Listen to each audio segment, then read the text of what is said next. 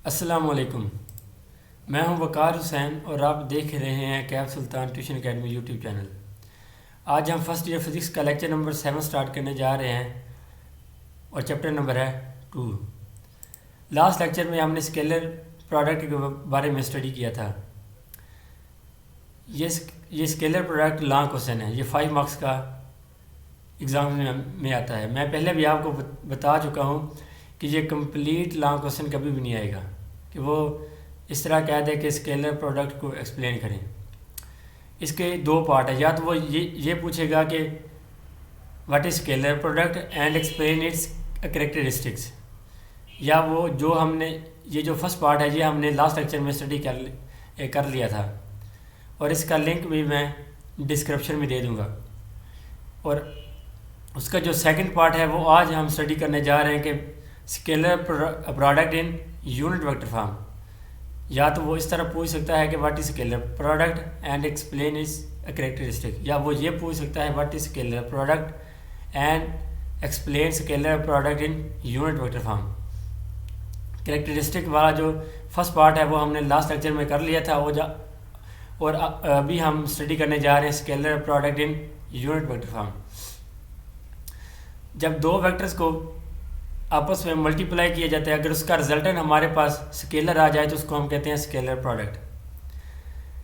अब आगे scalar product in unit vector form. Scalar product है यूनिट वेक्टर फॉर्म में, इसकी दो फॉर्म्स होती है, एक होती है सेल्फ स्केलर प्रोडक्ट, एक होती है mutual scalar product. Self scalar product क्या होता है? जब यूनिट वेक्टर को इट्स सेल्फ मल्टीप्लाई किया जाता है कि यूनिट वेक्टर को उसी के यूनिट वेक्टर के साथ मल्टीप्लाई कर दिया जाए तो उसको कहते हैं सेल्फ स्केलर प्रोडक्ट। सेल्फ से मुराद है इटसेल्फ होता है। When a unit vector is multiplied with itself through dot product, जब डॉट प्रोडक्ट के थ्रू वेक्टर को उसी के साथ मल्टीप्लाई किया जाता है तो उसको हम क्या कहते हैं?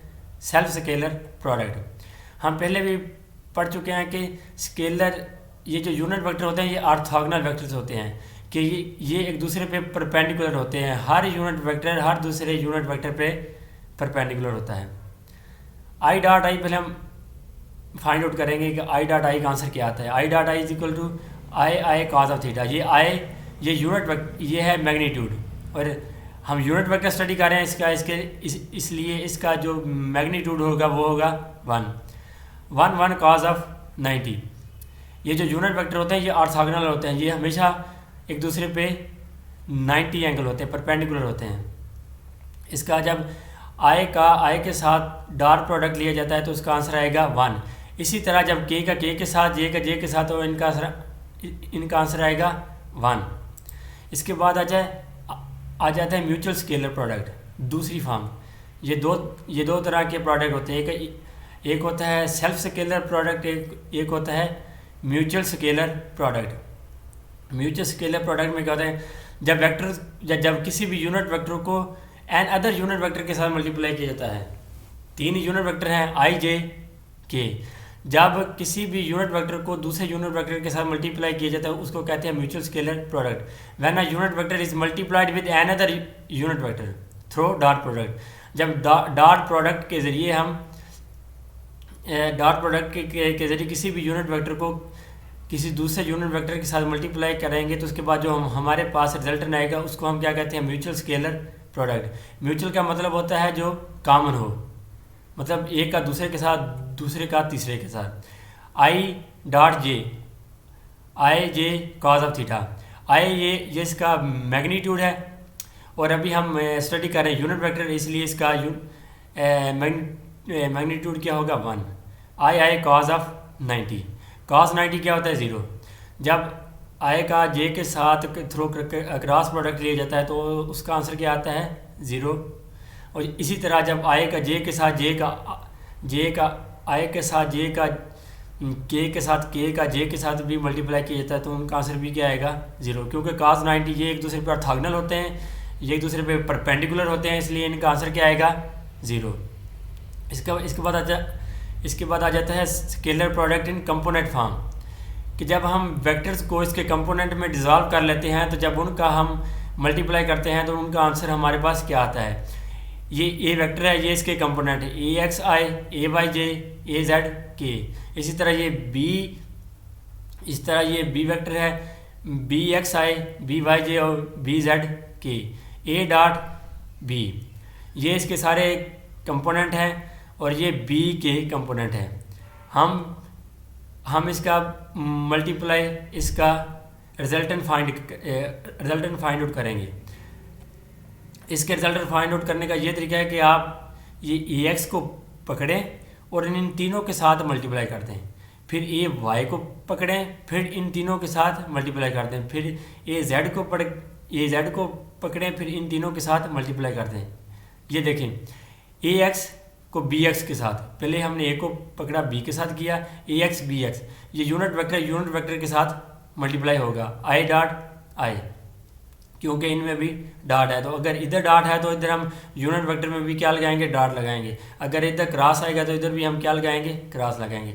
इसी तरह फिर हमने ए को पकड़ा, बी के साथ मल्टीप्लाई कर दिया, बी वाई, ए एक्स बी वाई आई क्रॉस जे। इसी तरह हमने फिर ए को पकड़ा और जेड के साथ, बी जेड के साथ मल्टीप्लाई कर दी, ए एक्स बी जेड। अब ये ए सब बी कंपोनेंट्स के साथ मल्टीप्लाई हो गया। अब हम क्या करेंगे, ए वाई को पकड़ेंगे और सब के साथ मल्टीप्लाई करेंगे। ए वाई आ गया, ए वाई को पहले बी एक्स के साथ मल्टीप्लाई किया, A Y B X, J dot I, J को आई के साथ भी अलग मल्टीप्लाई कर दिया। इसी तरह प्लस फिर ए वाई को बी वाई के साथ, A Y B Y J dot J, फिर ए वाई बी जेड को A Y B Z J dot K. इसी तरह हम ए जेड को पकड़ेंगे और सब के साथ मल्टीप्लाई कर देंगे, ए जेड बी एक्स, ए जेड को बी एक्स के साथ मल्टीप्लाई किया, के डॉट आई आ गया, प्लस ए जेड बी वाई के डॉट जे। इसी तरह ए जेड बी जेड के डॉट के, ये हमने हर एक के साथ मल्टीप्लाई कर दिया।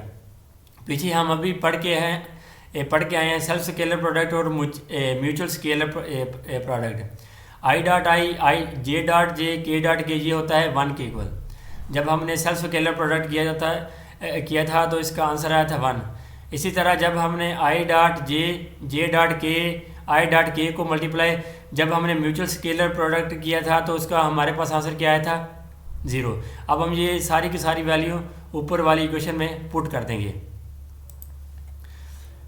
यह आ जाएगा A dot B equal to A X B X, ये आई डॉट आई था, इधर आ गया 1, A X B Y, I dot J था, ये म्यूचुअल था, इधर आ गया 0, इधर भी म्यूचुअल था, ये आ गया 0, A Y B X, J dot X, J dot I, ये भी म्यूचुअल स्केलर प्रोडक्ट है, इसलिए इधर आ गया 0, इधर आ गया A Y B Y, J dot J, ये सेल्फ स्केलर प्रोडक्ट है, इसलिए हमारे पास इसका आंसर आ गया 1। इसी तरह ये म्यूचुअल स्केलर प्रोडक्ट, फिर ये भी म्यूचुअल स्केलर प्रोडक्ट है, ये भी म्यूचुअल स्केलर प्रोडक्ट है।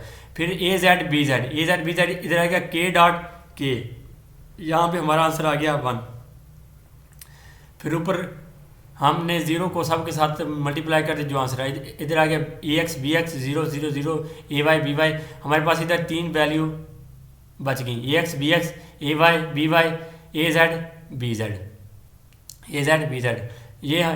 ये हमने इसका कैलकुलेट करके लिया। अब हमने अगर इसकी डायरेक्शन फाइंड आउट करनी हो तो हम थीटा निकालेंगे। हमें पता है कि A dot B cos of theta होता है, ये नहीं डालना ऊपर, A dot B cos of theta, ये ए बी ये इधर मल्टीप्लाई हो रहा है, ये इधर आके क्या हो जाएगा, डिवाइड हो जाएगा।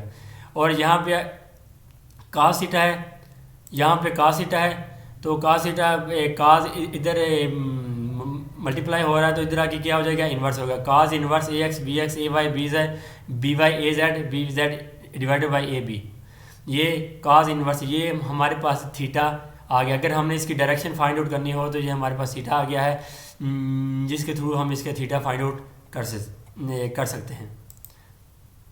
आगे हम पढ़ेंगे अगले लेक्चर में क्रॉस प्रोडक्ट या वेक्टर प्रोडक्ट।